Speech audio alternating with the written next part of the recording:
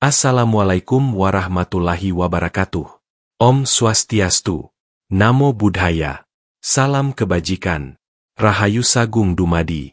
Selamat datang kembali di ruang batin yang kita rajut bersama. Tempat di mana suara hati, bisikan leluhur, dan ilmu kejawen mengalir seperti sungai waktu yang tak henti menyuarakan makna. Sebelum kita masuk lebih dalam, saya ingin menyapa panjenengan semua. Tolong tulis di kolom komentar ya, dari mana asal panjenengan dan apakah weton wage adalah bagian dari perjalanan hidupmu? Silakan balas salam tadi dengan versi keyakinan panjenengan. Karena di sini, kita duduk bersama, tidak untuk menghakimi, tapi untuk memahami. Pernahkah panjenengan merasa hidup ini seperti mewarisi beban yang tidak panjenengan ciptakan? Pernahkah panjenengan merasa dihantui rasa bersalah, padahal panjenengan tak tahu salahnya apa? Atau mungkin, seringkali, setiap langkah terasa berat, seolah ada bayangan yang ikut melangkah di belakangmu? Mereka yang lahir di bawah weton wage, sering dikaitkan dengan energi karma yang tak berhenti berputar. Seperti lingkaran air yang dilempar batu, ia menyebar dari masa lalu, dan kembali ke pusatnya. Tapi, benarkah wage adalah cermin dari karma turun-temurun? Dalam tradisi kejawen, kita percaya bahwa setiap weton bukan sekadar penanggalan. Ia adalah potret kecil dari energi semesta yang dititipkan ke dalam diri manusia. Dan wage adalah salah satu weton yang sering dianggap penuh misteri. Tidak selalu tampak kuat dari luar, tapi di dalamnya, menyimpan riwayat panjang perjalanan jiwa yang terikat oleh benang karma. Karma dalam konteks kejawen bukan semata-mata balasan atas perbuatan, tapi warisan batin. Bisa datang dari orang tua, kakek nenek, bahkan leluhur jauh. Wage dipercaya membawa karma itu, entah untuk membayarnya, atau untuk menyembuhkannya. Sekarang mari kita gali bersama 5 sisi menarik dari karma turun-temurun yang membayangi weton wage. Poin 1. Wage dan garis leluhur yang belum tuntas. Dalam ilmu titen dan kebatinan Jawa, anak yang lahir pada weton wage seringkali tidak hanya membawa sifat dan watak pribadi, tapi juga membawa titipan dari masa lalu keluarganya. Titipan itu bisa berupa karma, luka batin, janji leluhur yang belum ditepati, atau bahkan permohonan yang belum terkabul. Maka, jangan heran kalau anak wage lahir dalam keluarga yang terasa tidak selesai. Rumahnya tampak biasa, tapi penuh ketegangan diam. Hubungan antar anggota keluarga dingin, komunikasi terbata, atau ada satu konflik yang tidak pernah benar-benar dibicarakan. Anak wage seringkali menjadi penengah alami, bahkan sejak kecil. Ia yang diminta menengahi pertengkaran orang tua, ia yang disuruh memahami saudara yang keras kepala, atau malah ia yang dianggap dewasa sebelum waktunya. Tapi di balik kemampuan itu, ia menyimpan luka sunyi. Luka karena terlalu sering mendengar, tapi jarang didengar. Luka karena tahu banyak hal, tapi tak bisa membagi cerita. Dalam batin anak wage, semua diserap, semua disimpan. Seperti sumur dalam yang terus diisi air tanpa pernah ditimba. Menurut kepercayaan Jawa, ketika ada energi leluhur yang belum tuntas, ia akan mencari wadah untuk menyelesaikan urusannya. Dan wage adalah wadah itu. Ia seperti tanah subur tempat benih karma ditanam ulang, dengan harapan bisa ditumbuhkan dan dibereskan. Maka tak jarang anak wage merasa seperti sedang mengulang hidup orang tuanya. Ketika ibunya dulu susah, ia pun mengalami kemiskinan yang serupa. Ketika ayahnya dulu ditinggal, ia pun harus merasakan perpisahan.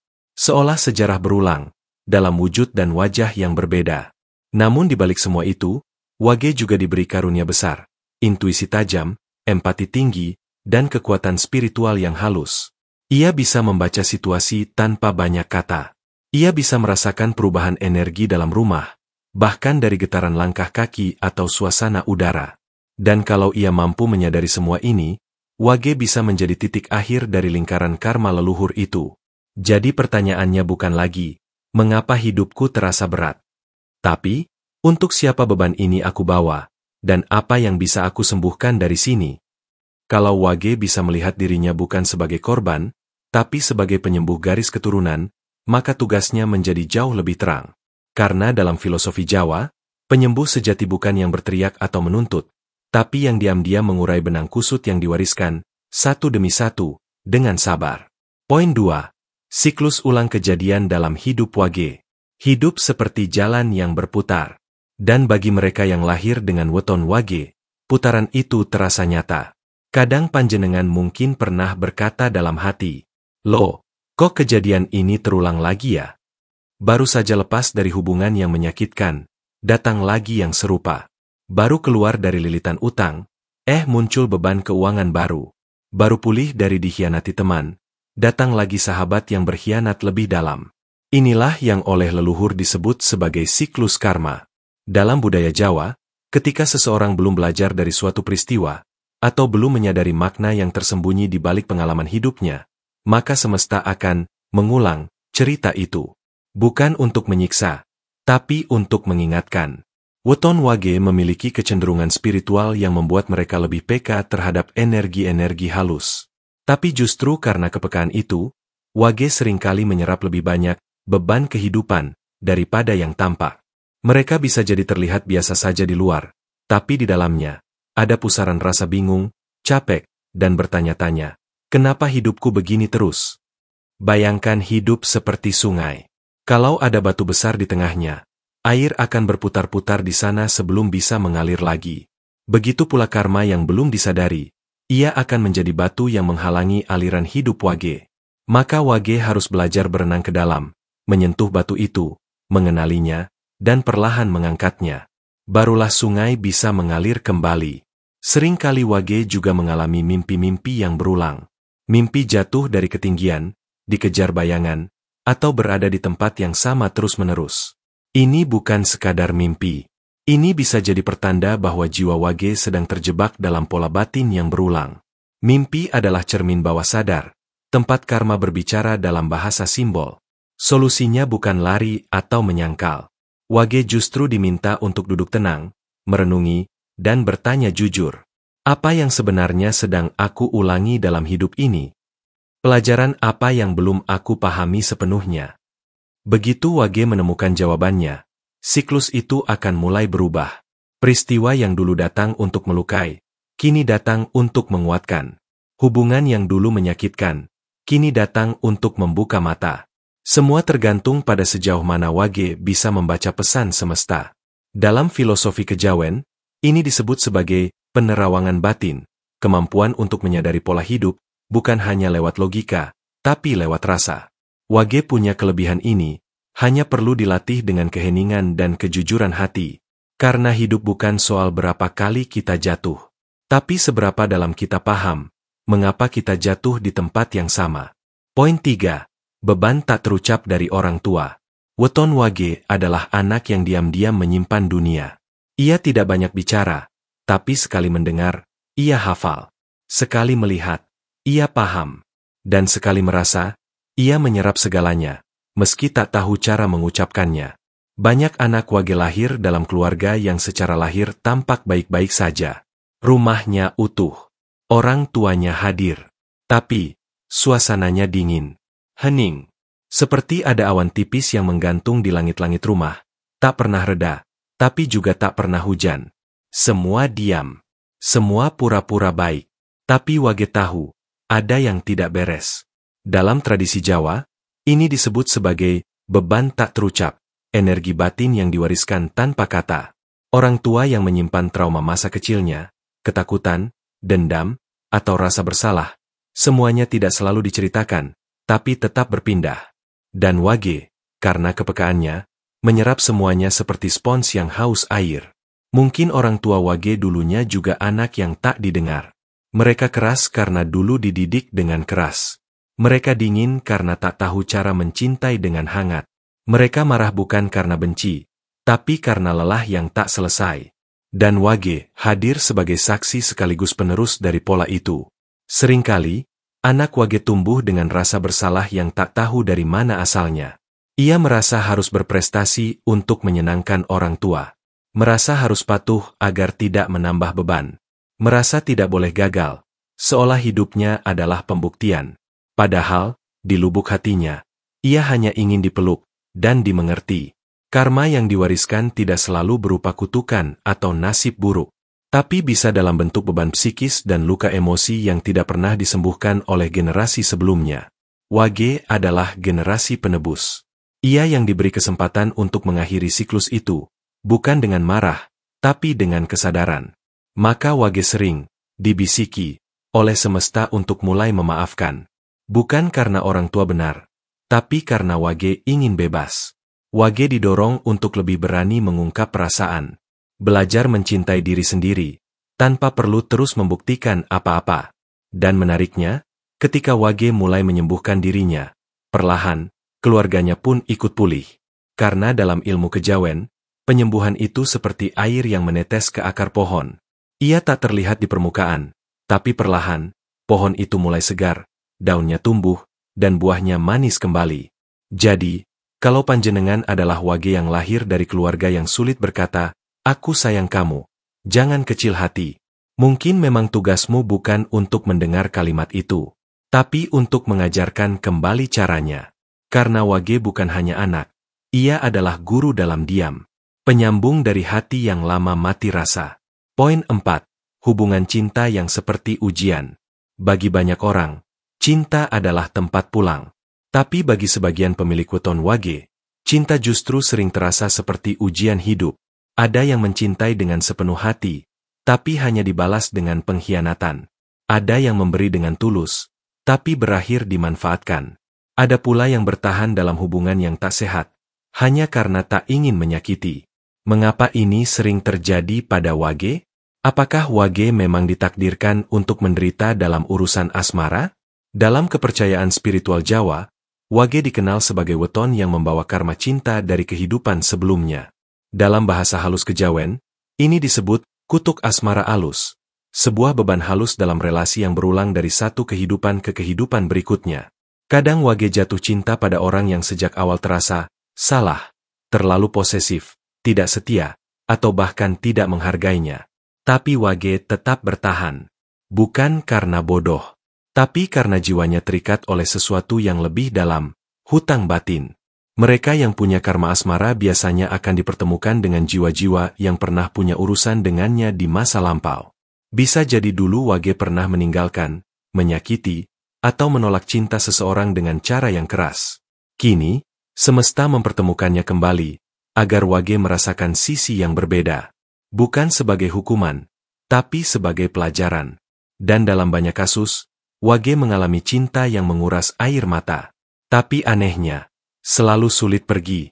Bahkan ketika tahu disakiti, Wage masih berharap orang itu berubah. Ini bukan sekadar rasa cinta biasa. Ini adalah ikatan karma. Wage harus menyadari bahwa kadang, cinta tidak berarti harus bersama.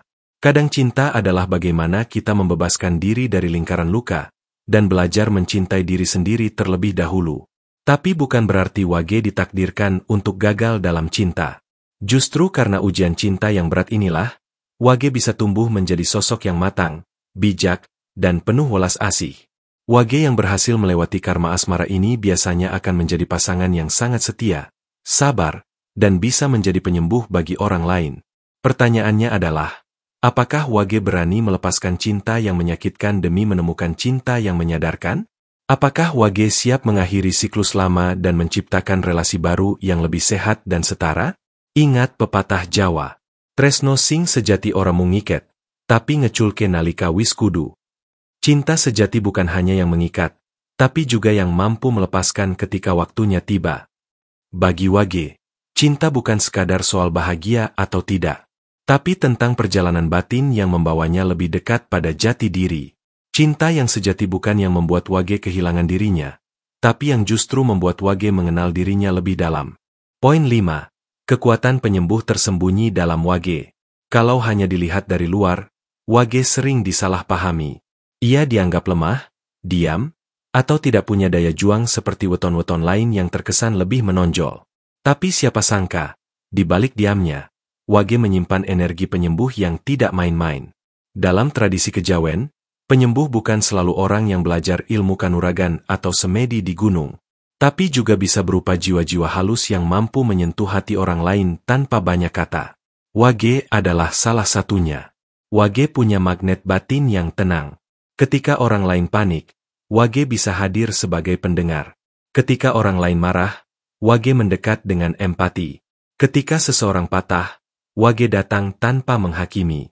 Energi ini tidak diajarkan, Ia lahir bersama Wage, sebagai bekal untuk menjalani tugas besar, menyembuhkan luka, bukan hanya milik sendiri, tapi juga milik keluarga dan lingkungan sekitar.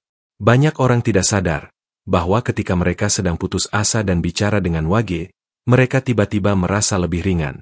Bahkan meskipun Wage hanya berkata sedikit, keberadaannya seperti penyejuk dalam kekacauan. Ini bukan kebetulan. Wage memang diciptakan dengan frekuensi batin yang cocok untuk menyerap kesedihan, lalu mengubahnya menjadi keheningan yang menyembuhkan. Tapi seperti dua sisi koin, anugerah ini juga bisa menjadi beban. Karena Wage terlalu peka, ia sering tidak tahu batas. Ia menyerap emosi orang lain tanpa sadar. Ia memikul rasa sakit orang di sekitarnya, seolah miliknya sendiri. Maka, jika Wage tidak menjaga dirinya, lama-lama ia bisa kelelahan secara batin. Disinilah pentingnya kesadaran. Wage harus tahu bahwa ia punya kekuatan penyembuhan, tapi juga berhak melindungi dirinya. Belajar berkata tidak, belajar menjaga ruang pribadi, dan sesekali mengambil waktu untuk menyepi, adalah bagian dari menjaga kekuatan itu agar tidak habis. Yang menarik, Wage seringkali tidak sadar bahwa ia sudah menyembuhkan banyak hal. Ia hanya menjalani hidup apa adanya. Tapi diam-diam, anak-anaknya tumbuh lebih damai. Suaminya lebih tenang. Temannya merasa nyaman. Bahkan, tetangganya sering datang curhat, meski awalnya hanya ingin pinjam garam. Wage bukan tokoh besar dalam cerita pewayangan. Tapi ia adalah tokoh yang hadir di balik layar, menjaga agar semuanya tetap seimbang. Ia bukan api, tapi embun pagi yang menenangkan. Ia bukan petir, tapi desir angin yang menyembuhkan luka hati yang nyaris retak. Dan jika Wage bisa menyadari bahwa kepekaannya adalah karunia, bukan kutukan, maka Wage bisa menjadi sumber terang bagi banyak orang. Wage tidak perlu mengubah dunia dengan gebrakan besar. Cukup dengan menjadi dirinya sendiri, ia sudah menyelamatkan banyak jiwa. Karena seperti kata leluhur Jawa, wong kang bisang rumangsani, iku sejatine wis bisan dandani. Orang yang bisa merasa, sejatinya sudah mulai menyembuhkan. Wage, weton yang sering diremehkan karena tampak tenang, tapi justru memikul beban paling dalam. Ia bukan petarung yang gaduh, tapi penyintas yang sabar. Ia bukan pemimpin yang lantang, tapi penuntun yang diam-diam menuntaskan tugas besar dari garis leluhur. 5 hal yang sudah kita bahas tadi, bukan sekadar potongan cerita, tapi lembar-lembar karma yang sedang dituliskan ulang lewat diri panjenengan. Mulai dari luka keluarga yang belum selesai, siklus hidup yang berulang, beban emosi dari orang tua, hubungan cinta yang menguras batin, hingga kekuatan penyembuh yang tersembunyi, semua itu bukan kebetulan.